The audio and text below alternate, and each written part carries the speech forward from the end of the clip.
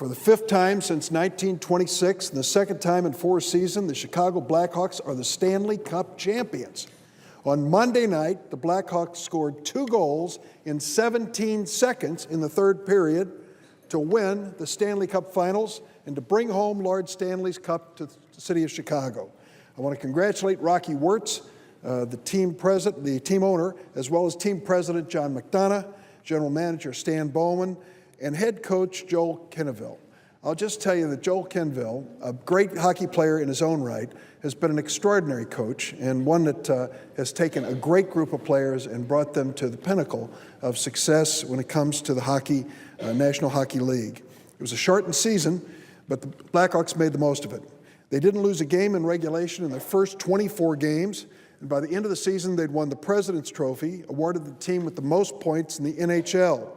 That doesn't always mean you're successful. Before this season, only 7 winners of the President's Trophy won the Stanley Cup, but the Hawks were up to it. First, they faced the Minnesota Wild, and I heard a lot from Senator Klobuchar and Franken about that contest. We prevailed. Then they went on to face the Detroit Red Wings. They had to win 3 games in a row and score a goal in an overtime thriller to beat the Red Wings.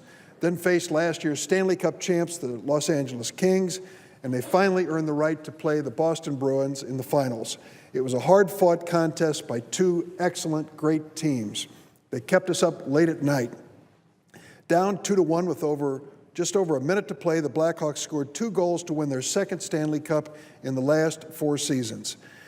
I'll go on, Mr. President, to ask that the remainder of my statement be placed in the record. But I will tell you that I have witnessed, representing the city of Chicago, some extraordinary fan loyalty. But what I have seen for the Chicago Blackhawks over the last 8 weeks has been amazing. You can't walk down Michigan Avenue, State Street, or any neighborhood without running into Blackhawks gear. People are so proud of that team, and now as they parade Stanley Cup around Chicago, it is the front page of every newspaper. A few years ago, when they were the Stanley Cup champions last, the Stanley Cup itself came to the Senate here. And I was honored to have it in my office with a parade of visitors come by and see this magnificent trophy.